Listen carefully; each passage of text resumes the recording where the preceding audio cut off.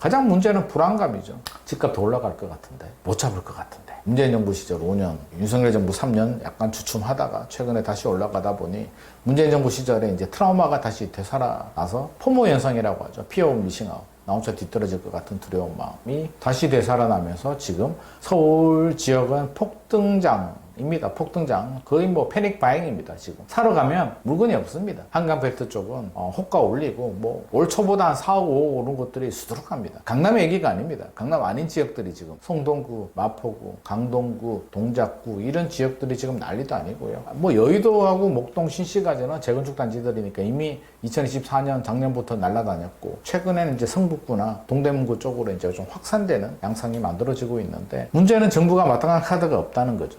이재명 대통령께서 취임 전에 후보 시절에 세금 규제는 좀 하지 않고 이제 공급으로 좀 해결하겠다라는 이제 기조, 뉘앙스 말씀을 하시다 보니 국토교통부 입장에서는 아직 국토교통부 장관 인선도 되지 않았고 첫 대책부터 대통령 말을 바로 뒤집어 버리고 세금 규제를 꺼내기는 현실적으로 어려울 것 같습니다. 대통령께서 야 세금 규제 해도 돼. 우리 세금 규제 할 거야 라는 어떤 기조를 바꾸지 않는 한 국토부가 먼저 세금 규제를 꺼내기는 현실적으로 좀 어려울 것 같고요. 공급으로 풀겠다고 하는데 시장에서는 공급 문재인 정부 때도 많이 했는데 아직도 안 되는데 지금 공급에서 과연 나올까? 세금 규제도 안 하면 집값 잡을 수 있을까? 에 대한 근본적인 불안입니다. 이재명 정부가 집값을 잡을 것 같으면 불안하지 않습니다. 기다리면 되죠. 뭐하러 불안합니까? 못 잡을 것 같으니까 불안한 거고요. 더 올라갈 것 같으니까 불안합니다. 더 내려갈 것 같으면 집주인이 팔죠. 매물이 나옵니다. 매수자들은 안 삽니다. 내려가는 집을 누가 삽니까? 지금 매물이 회수되고 매수자들이 불안해서 사려고 한다는 건 못 잡을 것 같다, 올라갈 것 같다라는 두려움, 불안한 마음이 지금 팽배해 있는데 정부가 이거를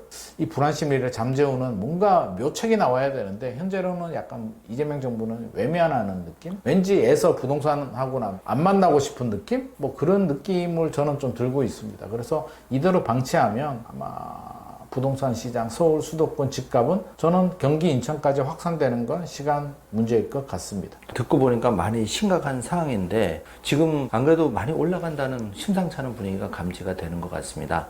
저는 이제 그 지방도 그렇고 이제 노령화가 진행되다 보니까 주택연금을 많이 신청한다고 들었는데 네. 부동산을 통한 그 노후자금 준비, 예를 들면 주택연금을 통한 장점과 단점이 있을까요? 주택연금은 저는 좋은 제도라고 생각을 합니다. 그래서 내 집 하나 있으면 연금처럼 이렇게 받는 제도인데 대한민국에서 지금 우리 사회에서 그렇게 크게 활성화가 되어 있지는 않습니다. 그래서 여러 가지 이유가 있는데 첫 번째는 물론 주택연금을 가입한다고 해서 나중에 시세 상승이 되면 또 정리해서 남는 부분에 대해서는 이제 뭐 자식들한테 이렇게 가긴 합니다만 기본적으로 이제 투자 가치에 대한 개념을 같이 가지고 있기 때문에 또 여차하면 팔고 상급지로 갈 수 있다라는 생각을 가지고 있고요. 세 번째는 자녀한테 자녀 결혼할 때라든지 아니면 자녀를 위해서 상속이나 증여를 할 수 있다라는 생각을 우리는 가지고 있는 세대들입니다. 그런데 나 혼자 잘 살자고 연금을 가입해서 이걸 받아먹는다는 데 대한 약간 거부감을 아직은 많이 가지고 있는 것 같고요.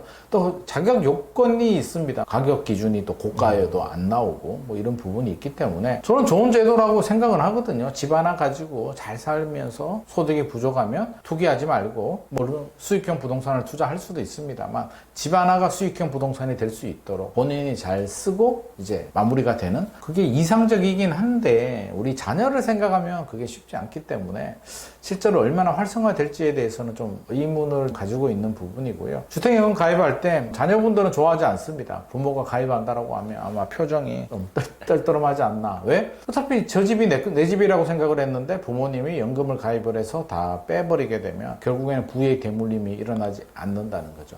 최근에 대한민국 사회가 문제가 이제 집값이 너무 많이 올라가다 보니까 우리 청년 세대들이 내 집 마련을 할 수가 없습니다. 지금 청약이 가장 좋은 내 집 마련의 방법이라고 하는데요. 청약을 하게 되면 일단 분양가가 너무 높습니다. 서울의 평균 분양가가 한 4,500만 원이 넘거든요. 거의 옵션까지 붙이면 한 5천만 원 정도 되는데 그러면 전용 84가 한 15억, 16억 정도 나오잖아요. 그냥 전용 59로 하더라도 12억, 13억 정도 나오는데 1년에 1억을 모아도 15년이 걸리잖아요. 1년에 1억을 어떻게 모읍니까? 1억을 벌지도 못하는데 해보면 1년에 1,000만 원 모으기도 쉽지 않습니다. 정말. 그러면 이게 소득을 모아서 집을 산다는 얘기는 이제 부모님 세대에 어떻게 보면 10년 전 얘기고요. 지금은 그게 불가능하죠. 그래서 그럼 어떤 생각이 듭니까? 안 되잖아요. 노력해도 내 집 마련은 못하고 결국 부모님의 부의 대물림이 아니면 내 자녀도 집이 없는 상태로 계속 주거 불안의 상태로 전세나 월세로 살아야 된다는 답이 나왔죠. 이미 우리 사회는 답이 나왔습니다. 근데 그 부모가 연금을 받아서 그렇게 한다? 내 자식을 생각한다면 그렇게 하는 부모는 쉽지 않을 것 같습니다. 저희 부모님도 그냥 연금 가입하면 좋겠거든요. 저는 연금 가입해서 편하게 쓰면 좋겠는데 그렇게 안 하시더라고요. 그래서 그게 쉽지 않다라는 생각은 좀 가지고 있고, 일본 사례를 보면 일본은 우리보다 이제 먼저 인구 감소, 또 경기 침체, 부동산 하락, 잃어버린 30년을 이제 겪어온 세대다 보니 일본은 젊은 분들이 우리나라 젊은 분들보다 더 의욕이 없습니다. 거의 꿈이 없습니다.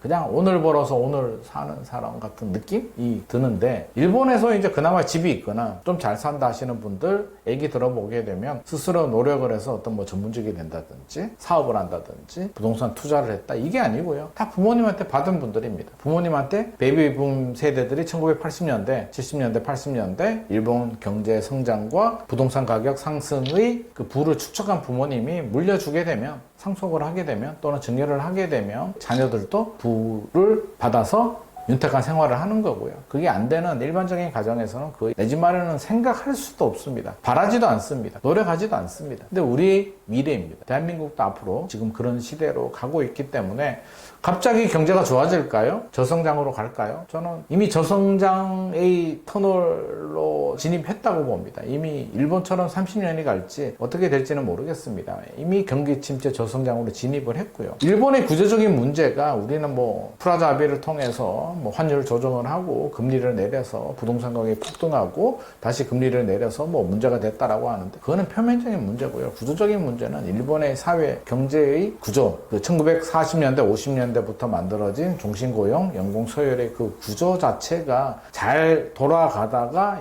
이제 한계에 부딪히면서 이제 맞물린 거죠. 부동산 하락과 맞물려서 결국에는 시대가 바뀌었잖아요. 이제 디지털 시대에서 이제 AI 시대로 가고 있는데, 일본은 디지털 시대의 전환이 맞물리면서, 잃어버린 30년간 맞물리면서 늦어서 우리한테 철강, 조선, 뭐 자동차, 전자 주요 산업들을 다 빼앗긴 상태이고요.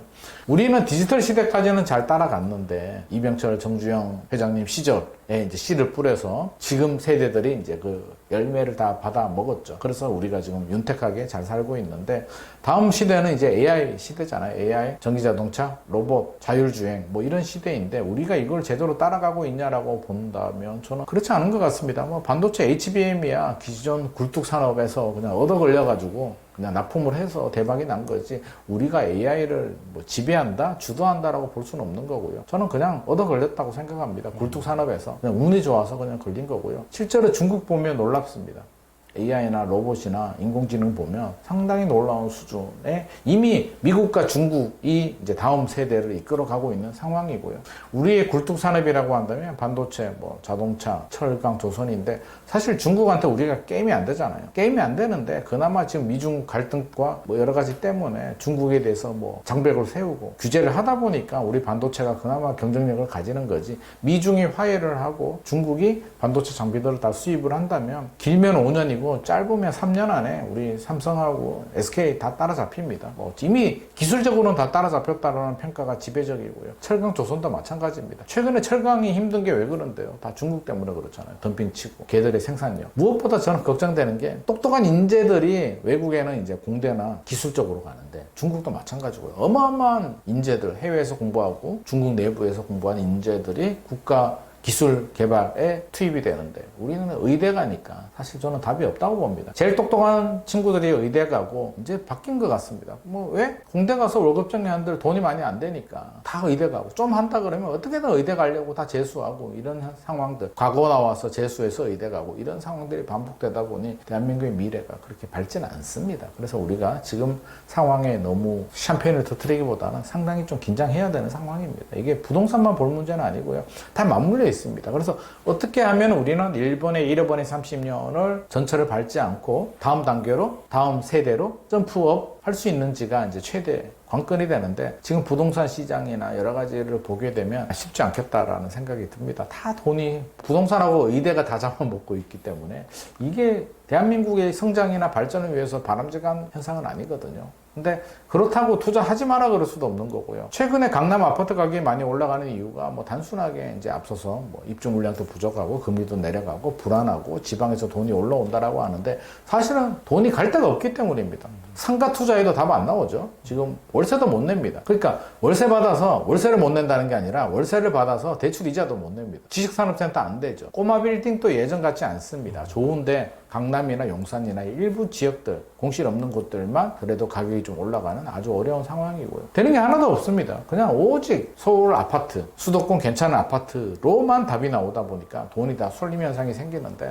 그런 일은 안 생겨야 되겠고 장기적으로 제가 우상향 한다고 했습니다만 만에 하나 10% 확률로 어떤 경제 위기가 생기거나 뭔가 변수가 생겨서 미국이나 중국이나 우리 내부적으로 뭔가 빵 터졌다라고 한다면 상당히 심각한 우리는 한번 위기가 제대로 터지면 일본의 잃어버린 30년은 아무것도 아닙니다. 우리가 훨씬 더 심각합니다. 일본은 세계 2위 경제 대국에서 잃어버린 30년을 통해서 30년 동안 멈췄잖아요. 월급도 안 오르고 물가도 멈추고 모든 게 올 스톱을 해서 이제 우리가 좀 일본을 따라잡는다라고 하는데 30년 아무것도 안 했다고 생각해 보십시오. 대한민국이 30년 동안 멈췄다 그러면 일본이 아니라 태국, 베트남한테도 상대도 안 됩니다. 그래서 상당히 위기, 긴장감을 좀 가져야 될 부분이고요. 아파트 집중화 현상을 마냥 즐길 수만은 없는 이유이기도 합니다. 예. 대표님 말씀을 듣고 보니까 정말 심각한 상황인데 그러면은 미리 좀 대비를 잘 해야 됐다는 생각이 들고요. 다음 질문은 집값을 계속 못 잡을 경우에 부작용이 이제 많이 생길 텐데 차라리 그러면 이 시점에서 박사님 말씀처럼 따라잡지 못한다면 거인의 어깨라고 할 수 있는 테슬라 또 암호화폐 혁신인 비트코인 같은 데 투자하는 게 더 빠르지 않을지 박사님의 의견 한번 듣고 싶습니다. 그것도 하나의 방법일 수는 있는데요. 우리나라는 부동산으로 부를 일군 세대란 말입니다. 요즘 젊은 분들 중에는 이제 코인이나 주식을 투자를 많이 하는 분이 있는데 역설적으로 보게 되면 집을 못 샀기 때문에 투자를 했다라고 저는 생각을 합니다. 왜? 근데 부동산으로 부를 일군 분들, 예를 들어서 강남에 아파트 두 채를 가지고 있는데요. 한 채를 팔고 비트코인이나 테슬라나 엔비디아 주식을 사라고 하면 사겠습니까? 안 사나요? 못 사잖아요. 무서워서 어떻게 삽니까? 그러니까 누구라도 입장 바꿔놓고 생각해 보십시오. 내 부모님이 강남에 아파트 한 채 가지고 있는데요. 팔고 비트코인 투자하겠답니다. 어느 자녀가 그렇게 하라고 하겠습니까? 그러니까 집이 있는데 여유자금으로 뭐 1억이 있다, 뭐 1,000만 원이 있다, 아니면 2억이 있다? 여유자금으로 투자하는 거야 상관이 없는데 집을 팔고 투자한다는 거는 이제 외줄타기잖아요. 근데 우리 과거에 이제 경험이 있잖아요. 주식시장도. 10년을 바라보면 올라갈 땐 다 올라가죠. 저는 항상 그 10년을 바라고 하거든요. 제 주변에 주식 10년 해가지고 돈 많이 번 사람 저는 크게 많이 못 봤습니다. 최근에 이제 주식장 좋을 때는 너도 나도 다 버는데요. 10년 동안 고비 없습니까? 결국에는 버티고 견디는 분들이 이제 수익을 가져가게 되는데 와 주식 투자해가지고 10년 버틴다? 저는 자신 없을 것 같습니다. 엔비디아 10년 전에 샀으면 떼돈 벌었다고 하는데요. 저 솔직히 말씀드리면 엔비디아 10년 전에 사신 분은 지금까지 못 가지고 있습니다. 기본적으로 투자를 아시는 분은 수익률 2배 나오면 다 팝니다. 2배가 수익률이 나왔는데 10배, 100배 오를 걸 기대하고 가지고 있는 사람이 어디 있겠습니까? 실제로 쉽지 않다. 그래서 잘 투자하더라도 10년을 버티기는 저는 결코 만만치 않다라는 말씀. 부동산은 그게 가능한 이유가 내가 일단 우리 가족이 거주를 해야 되잖아요. 집 하나 있는데 잘 살고 있는데 애 학교 다니고 있는데 집 팔고 월세나 전세 가고 비트코인 투자하겠다 남는 돈으로. 그럼 미친 아빠 아닙니까? 미친 엄마잖아요. 누가 그게 말이 됩니까? 그건 말이 되지 않습니다. 대한민국 사회에서. 우리 가족의 행복을 위해서 우리가 투자도 하는 건데 외줄타기 한다고 우리 가족의 안정을 버리고 집을 팔고 간다? 와 이거는 진짜 이혼할 일입니다. 말도 안 됩니다. 그러면 두 채 있으면 가능하냐? 한 채는 우리가 살 집이고 한 채는 투자용으로 투자해가지고 집값이 올랐는데 이거 팔고 주식이나 코인 투자한다라고 하면 역시 그것도 반대합니다. 가족에서. 말도 안 됩니다. 3주택은 가능하냐? 3주택도 쉽지 않습니다. 처음부터 집이 없는 분인데 집값이 너무 올랐어. 그래 투자나 하자. 그거는 가능하죠. 그래서 대박이 나면 그 돈으로 또 뭐 합니까? 최근에 원밸리 아파트 그런 거 누가 샀습니까? 다 코인 해가지고 대박 나신 분입니다. 그러면 코인이 자신 있고 지속 가능하고 영원히 올라갈 것 같으면 그 돈을 계속 코인에다 투자해야 되는데 코인 투자하는 분들도 위험 관리를 한다는 거죠. 코인이 안 떨어진다는 얘기가 아니라 돈이 벌면 그 돈 갖고 안전한 부동산 자산에 투자하고 남는 돈으로 코인 또 주식 투자하고 이게 투자의 방법이잖아요. 그래서 그게 정상적인 방법인데 부동산을 팔고 투자한다는 거는 저는 자산행위라고 생각합니다. 우리나라 정서에서 맞지도 않고요. 또 집이라는 게 우리가 자꾸 투자 목적으로만 생각해서 그렇지 우리 가족이 잘 살고 있는데 그 안정을 어떻게 해칩니까? 대다수의 집 가지고 있는 자가를 가지고 있는 분들의 거의 93%가 1주택입니다. 실제로 다주택자들이 그렇게 많지 않아요. 한 7% 정도밖에 되지 않습니다. 그러니까 2주택까지가 한 93% 되겠네요. 1주택자가 한 87% 정도 될 것 같은데 솔직히 2주택을 우리가 뭐 엄청나게 투기했다라고 볼 수는 없잖아요. 그러면 진짜 투자를 많이 하신 3주택 이상 되시는 분들은 7% 정도밖에 되지 않는데 가구 수로요. 그렇다면 과연 세 채, 네 채를 가지고 있는데 팔고 코인 투자한다는 건 저는 만만하지 않을 것 같습니다. 그냥 1억, 2억 가지고 투자했는데 대박 나신 분들은 있을지 모르겠으나 집 팔고 전재산 10억을 올인했다? 몰방했다? 그거는 토픽에 나올 뉴스죠. 그러니까 그게 가끔 그런 소식들이 있잖아요. 인스타그램 같은 거 보면 전재산 집 팔아서 올인했는데 대박 나가지고 해외여행 다니고 그렇다는 건 그게 얼마나 희소하면 그렇게 뉴스거리가 되겠습니까? 그래서 그런 전략은 서서도 안 되고요. 주거 안정을 하고 남는 돈으로 저는 부동산만 하라고는 하지 않습니다. 6대4 정도, 많게는 7대3 정도. 6대4가 적당할 것 같습니다. 부동산 비중이 물론 돈이 부족한 서민들은 6대4 포트폴리오 할 수 있는 것도 없잖아요. 그러니까 집 하나 가지고 먹고 살기도 바쁜데 무슨 포트폴리오를 합니까? 그래서 그거는 맞지는 않고 어느 정도 이제 자산이 좀 되시는 분들, 소득이 좀 되시는 분들이라면 1주택, 2주택, 2주택까지는 저는 필요하다고 봅니다. 집 하나 있는데 팔고 뭐 할 수가 없으니까 2주택이 있으면 말씀하신 것처럼 팔고 다른 투자를 할 수도 있잖아요. 부동산을 투자할 수도 있고 상가를 살 수도 있고 아파트를 살 수도 있고 비트코인을 할 수도 있고 주식을 살 수도 있기 때문에 2주택은 그래도 투자 차원에서는 바람직한데 3주택 이상이 된다면 저는 2주택 정도만 하고 또 나머지 돈 몇 억씩 있다면 계속 주택수를 늘리기보다는 뭐 주식이나 코인, 금융 쪽에 좀 관심을 가져서 전체적인 균형은 6대4로 맞추는 게 맞다고 생각합니다.